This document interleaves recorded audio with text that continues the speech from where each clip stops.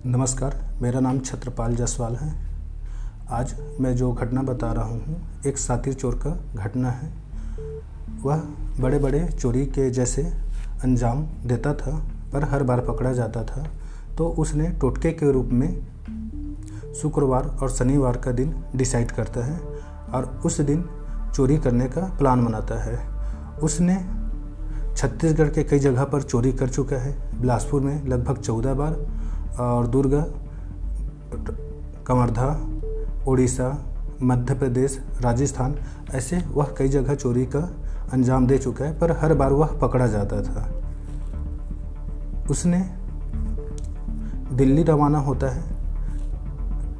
भिलाई से दिल्ली के लिए बस में निकलता है और वहाँ पहुंचकर दिल्ली में करीबन 1 से 2 हफ्ता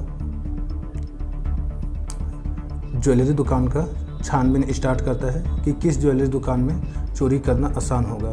तो उसने एक दिल्ली के ज्वेलरी दुकान जिसका नाम है उमराव ज्वेलरी दुकान, वहाँ पर उसने गया और उसके बारे में टोटल जानकारी लिया। तो उसको पता चला कि संडे को बंद रहता है, तो उसने सैटरडे को चोरी किया और वह बस के माध्यम से छत्तीसगढ़ वापस लौट आया। फिर उस अपने साथी शिवा चंद्रवंशी को इस घटना के बारे में बताता है। पर इसी बीच में भिलाई पुलिस को एक लोकेश राव नाम के लड़के को पकड़कर पिछले 2-3 चोरी हुए उसके बारे में जानकारी इकट्ठा करता है। तो लोकेश राव ने यह बोलता है कि दिल्ली में पकड़ाए हुए चोर जिसने 25 करोड़ का सोने चांदी गहने चोरी करके आया है उसको पकड़ा। तो उसने धीरे धीरे बताता है कि उसका नाम लोकेश श्रीवास है। फिर इस सूचना को दिल्ली पुलिस के पास पहुंचाया जाता है। दिल्ली पुलिस इसके बारे में जानकारी पता करता है। तो ये चोरी की घटना उनको मिलता है कि उमराव ज्वेलरी में 25 करोड़ की समथिंग चोरी हुआ है। इसके पश्चात दिल्ली पुलिस एक्शन में आ जाता है और वहाँ से दिल्ली पुलिस छत्तीसगढ़ आ जाता है और उसकी खोजबीन चालू करता है।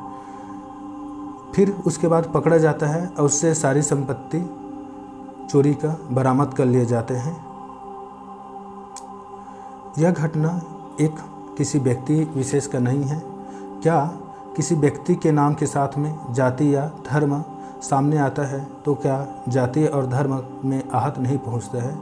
हमें अब समाज में बदलाव की ज़रूरत है और समाज में के सदस्य एवं अध्यक्ष को मैं आग्रह करूंगा कि बीच बीच में होने वाले सभी समाज में बैठकों पर ऐसे बढ़ रहे निरंतर अपराध, चाहे चोरी का हो या लूटपाट या गैंग या मर्डर, ऐसे अन्य असामाजिक कार्य, इस पर विशेष चर्चा करना चाहिए और कुछ कानूनी जो हमारे सामाजिक का होता है उस पर कुछ बदलाव करना चाहिए, जिससे ऐसे नए अपराध बनने वाले या अपराधी के प्रति कुछ मन में भय उत्पन्न हो।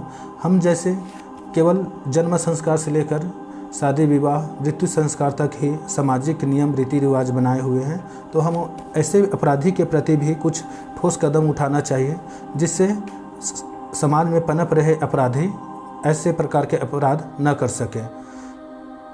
हमें समाज में केवल अध्यक्ष और सदस्य अपने समाज के वाहवाही या केवल फूलमाला तक सीमित न रहें। ऐसे करते रहेंगे तो हमारा समाज निरंतर अपराध पनपता रहेगा और हम कंट्रोल नहीं कर पाएंगे। और हम सभी समाज को अब एक होना पड़ेगा, क्योंकि हम सभी एक ही देवता का, जब हिंदू देवी देवताओं का पूजा कर सकते हैं तो हमें एक होना भी ज़रूरी है। जिससे ये है कि जो युवा वर्ग है उसको इस प्रकार के अपराध करने से पहले अपने एक बड़ी समाज के बारे में सोचना पड़ेगा, क्योंकि उसका सर्वाइव एक समाज के अंदर होता है। और सबसे बड़ा बात है, कोई भी अपराधी के बारे में अगर हमें अच्छे से जानकारी रखना है तो जिस क्षेत्र में वह रहता है उनके समाज के लोग, उनके आसपास के लोग, उनके माता पिता अच्छे से भली भांति से जानते हैं। पर यहाँ पर यह है कि लोकेश श्रीवास के मामले में देखा गया कि यह लगभग बिलासपुर ज़िले में 20 बार चोरी कर चुका है। उसके बाद दुर्ग, भिलाई, अन्य जगह पे भी चोरी किया है। तो यह लगभग आदतन चोरी का अपराध को ही देता है अंजाम।